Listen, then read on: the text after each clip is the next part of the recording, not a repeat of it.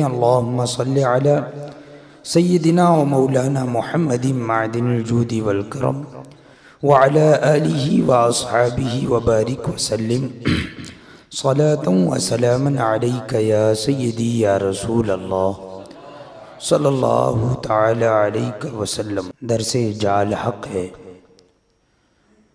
اس میں علم غیب مصطفیٰ صلی اللہ تعالی علیہ وسلم کے ثبوت میں آیات کریمہ کے ذریعے سے اس سے قبل دلائل پیش کیے گئے، آج بھی چند آیات کریمہ پیش کی جائیں گی جن کے ذریعے سے حضور اقدس صلی اللہ تعالی علیہ وسلم کے علم غیب کا ثبوت ملتا ہے۔ قرآن پاک میں ارشاد ہوا، ما انت بنعمت ربک بمجنون، جس کا ترجمہ یہ ہے کہ تم اپنے رب کے فضل سے مجنون نہیں۔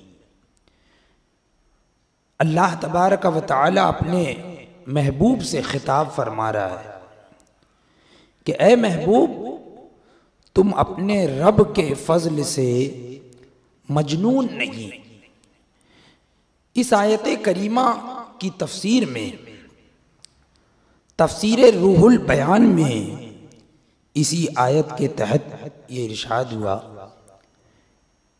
فرماتے ہیں یعنی آپ سے وہ باتیں چھپی ہوئی نہیں ہیں جو ازل میں تھی۔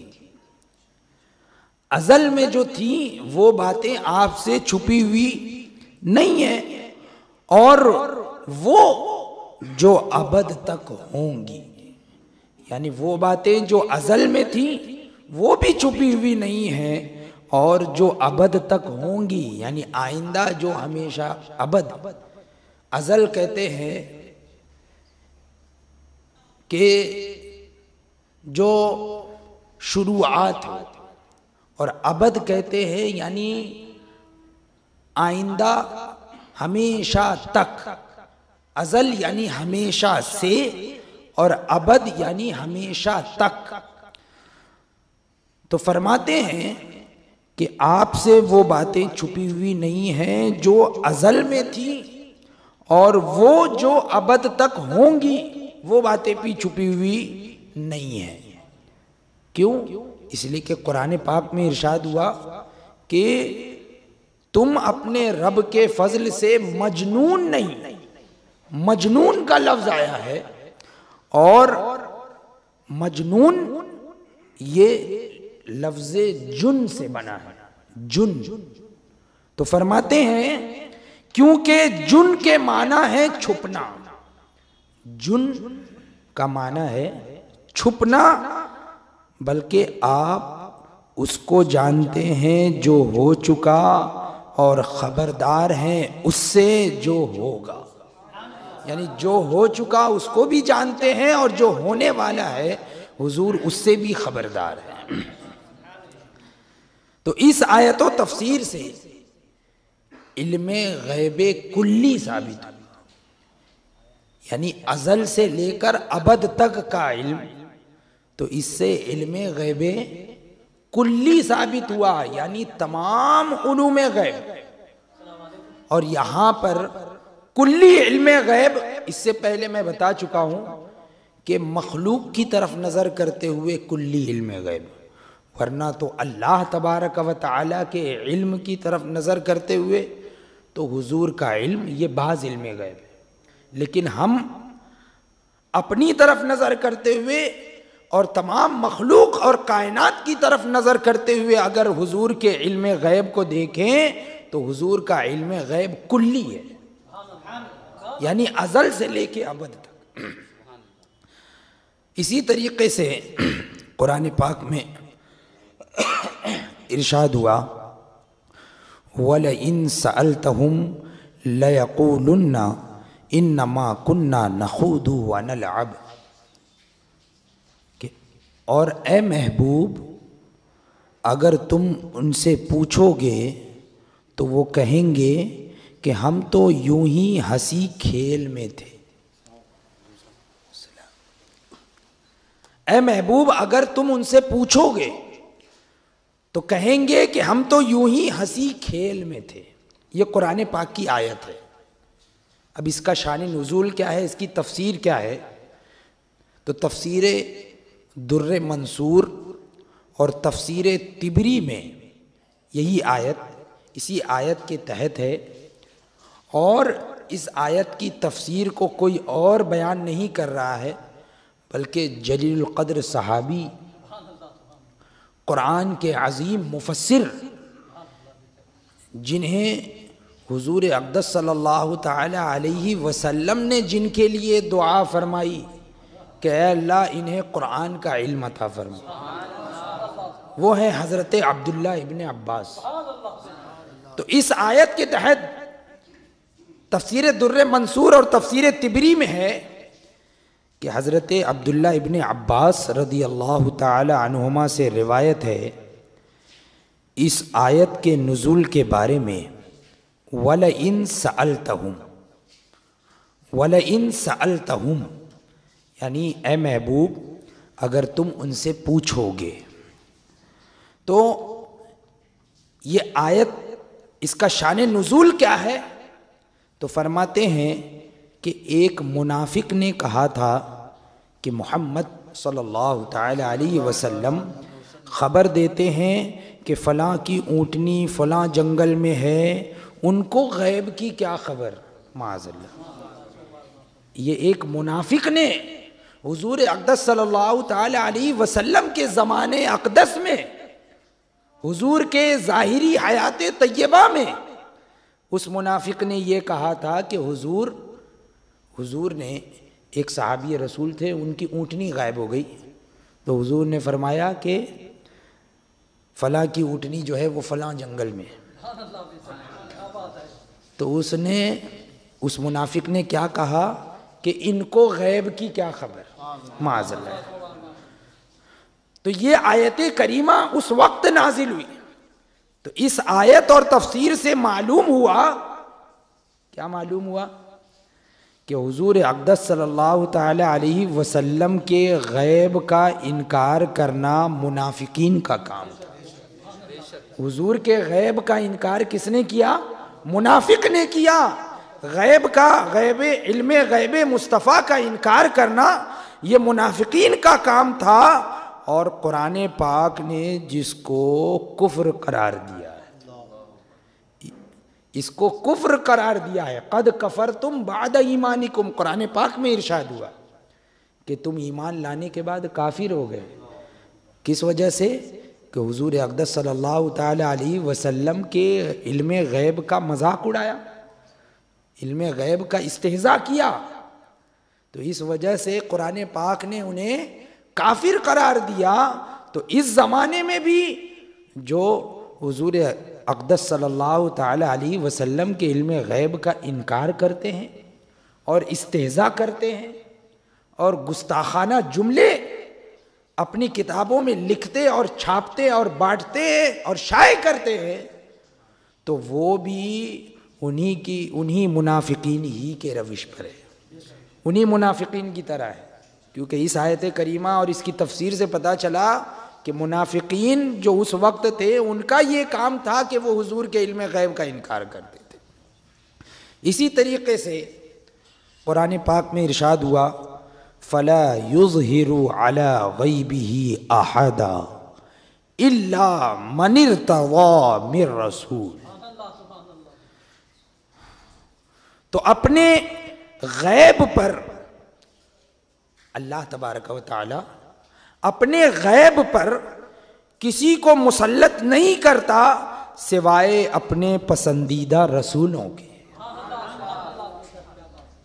پتہ یہ چلا کہ اللہ تبارک و تعالی اپنے خاص غیب پر، یہاں پر جو غیب ہے نا، یہاں غیب سے مراد خاص غیب، اللہ تبارک و تعالی اپنے خاص غیب پر کسی کو بھی مطلع نہیں فرماتا مگر اپنے پسندیدہ منتخب رسولوں کو ضرور مطلع فرماتا۔ تو تفسیر کبیر میں یہی آیت اسی آیت کے تحت ہے جس کا ترجمہ یہ ہے کہ یعنی قیامت کے آنے کا وقت ان غیبوں میں سے ہے جس کو اللہ تبارک و تعالیٰ نے کسی پر ظاہر نہیں فرمایا. یہاں پر اس آیت میں کیا ہے کہ اللہ تبارک و تعالیٰ ظاہر نہیں فرماتا اپنے غیب کو کسی پر، حالانکہ تھوڑا تھوڑا غیب تو ہر ایک کو ہوتا ہے. تو پھر یہاں پر کون سا غیب مراد ہے؟ تو تفسیر کبیر میں ہے یعنی قیامت کے آنے کا وقت ان غیبوں میں سے ہے جس کو اللہ نے کسی پر ظاہر نہیں فرمایا. پس اگر کہا جائے کہ جب تم نے اس غیب کو قیامت پر محمول کر لیا، یعنی اگر کوئی اعتراض کرے کہ قیامت کا علم، کہ قیامت کب آئے گی، اس غیب سے تم نے یہ مان لیا کہ قیامت کا علم بھی جو ہے اللہ تبارک و تعالیٰ اپنے برگزیدہ رسولوں میں سے کسی کو، منتخب رسولوں میں سے جو ہے جس کو چن لیتا ہے تو اس کو اس پر مطلع فرما دیتا ہے. اگر آپ نے یہ مانا ہے تو اب رب تبارک و تعالیٰ نے یہ کیسے فرمایا مگر پسندیدہ رسولوں کو، یعنی الا من ارتضی من رسول. یعنی یہاں پر بتانے کا مطلب یہ ہے کہ قرآن پاک کی ایک آیت یہ ہے جس میں بالکل ظاہری طور پر ہے کہ اللہ تبارک و تعالی بعض جو اللہ کے خاص غیب ہے وہ کوئی نہیں جانتا، کوئی نہیں جانتا. لا یعلمها الا ہو، اس غیب کے علم کو کوئی نہیں جانتا مگر اللہ تبارک و تعالی. اور وہ علوم خمسہ ہیں، 5 علوم ہیں، ان میں سے ایک قیامت کا علم بھی ہے. ان علم غیب میں سے ایک علم غیب قیامت کا علم غیب بھی ہے کہ قیامت کب آئے گی. تو اب یہاں پر ایک اعتراض ہو سکتا ہے کہ قیامت کے علم کے بارے میں تو اللہ تبارک و تعالیٰ نے خود ارشاد فرمایا کہ اس کا علم صرف اور صرف اللہ تبارک و تعالیٰ کو ہے. تو پھر اگر ہم یہاں پر اس آیت میں یہ کیسے اللہ تبارک و تعالیٰ نے فرما دیا کہ مگر پسندیدہ رسولوں کو، حالانکہ یہ غیب تو کسی پر ظاہر نہیں کیا جاتا. تو ہم کہیں گے کہ رب تبارک و تعالیٰ قیامت کے قریب ظاہر فرما دے گا. یعنی ظاہر شروع میں نہیں فرمایا لیکن قیامت کے قریب اپنے پسندیدہ رسولوں پر ضرور ظاہر فرما دے گا. قیامت کے قریب ظاہر فرما دے گا. تو اب اس سے یہ پتہ چلا کہ حضور اقدس صلی اللہ تعالی علیہ وسلم کی تشریف آوری یہ سب سے اخیر میں ہوئی. آپ آخری رسول ہیں، آپ خاتم النبیین ہیں، تو آپ کا زمانہ یہ اور رسولوں کے مقابلے میں قیامت سے قریب ہے یا نہیں. تو پتہ یہ چلا کہ حضور اقدس صلی اللہ تعالی علیہ وسلم کے ظاہری اس دنیا میں تشریف لانے کے بعد اللہ تبارک و تعالی نے انہیں قیامت کا علم بھی عطا فرمایا.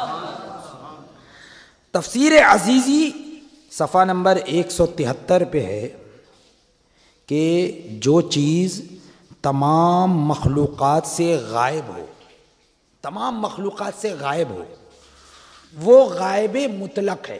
اسے کیا کہتے ہیں؟ غائب مطلق.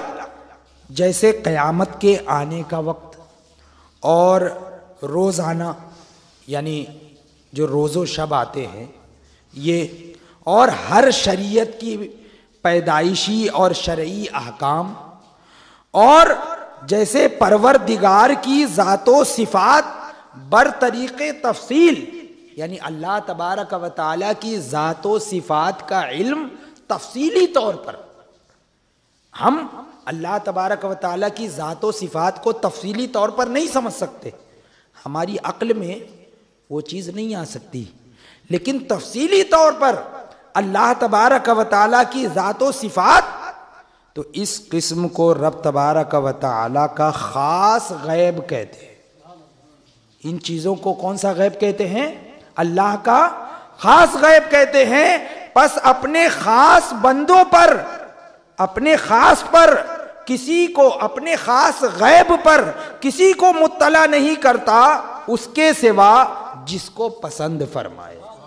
یعنی ان خاص غیب پر اللہ تبارک و تعالی کسی کو مطلع نہیں کرتا سوائے اس کے جس کو اللہ تبارک و تعالی پسند فرما لے, چن لے, منتخب فرما لے. اور وہ رسول ہوتے ہیں خواہ فرشتے کی جنس سے ہوں یا انسان کی جنس سے ہوں, یعنی چاہے وہ فرشتہ ہوں یا انسان ہوں, جسے اللہ تبارک و تعالی چن لیتا ہے تو اپنے اس خاص غیب پر بھی مطلع فرما دیتا ہے. جیسے کہ حضرت مصطفیٰ صلی اللہ تعالی علیہ وسلم ان پر اپنے بعض خاص غیب کو ظاہر فرماتا. تو اس تفسیر سے پتہ چلا کہ حضور اقدس صلی اللہ تعالی علیہ وسلم تو یہ عام علم غیب ہی نہیں بلکہ اللہ تبارک و تعالیٰ کے خاص علوم غیبیہ پر بھی وہ مطلع ہے. حضور خاص علوم غیبیہ پر بھی مطلع ہے. تفسیر خازن میں اسی آیت کے تحت ہے یہی کہ اللہ تبارک و تعالیٰ اپنے غیب پر کسی کو مطلع نہیں فرماتا مگر اپنے چنندہ رسولوں میں سے جسے چاہے. تو تفسیر خازن میں ہے کہ الا من ارتضی من رسول, مگر جسے چن لیتا ہے اپنے رسولوں میں سے. تو فرماتے ہیں سوا اس کے جس کو اپنے نبوت اور رسالت کے لیے چن لے. یعنی جس کو اپنی نبوت اور رسالت کے لیے چن لے تو ان پر ظاہر فرماتا ہے. پس ظاہر فرماتا ہے جس پر چاہتا ہے غیب تاکہ ان کی نبوت پر دلیل پکڑی جائے ان غیب چیزوں سے جس کی وہ خبر دیتے ہیں.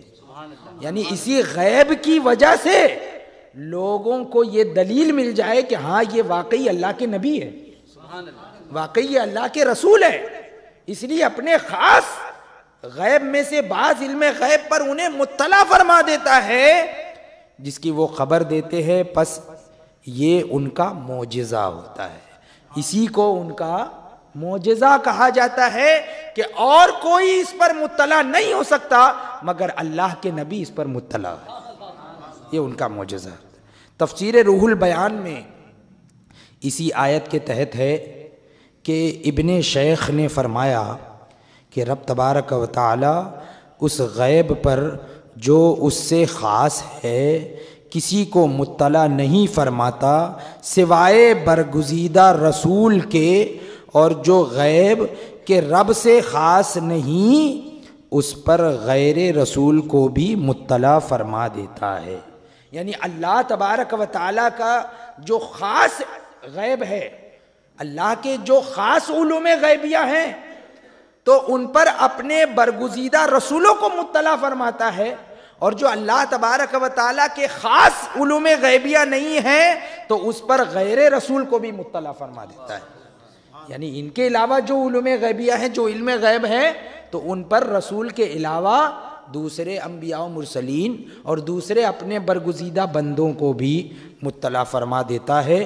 تو اس آیت اور ان تفاسیر سے معلوم ہوا کہ خدائے قدوس کا خاص علم غیب یہاں تک کہ حتیٰ کہ قیامت کا علم بھی حضور کو عطا فرما دیا گیا ہے.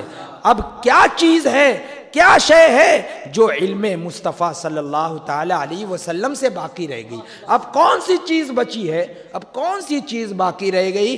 ہر چیز اللہ تبارک و تعالی نے اپنے محبوب پر ظاہر فرما دی ہے. اور کوئی غیب کیا تم سے نہا ہو بھلا جب نہ خدا ہی چھپا تم پہ کروڑوں درود.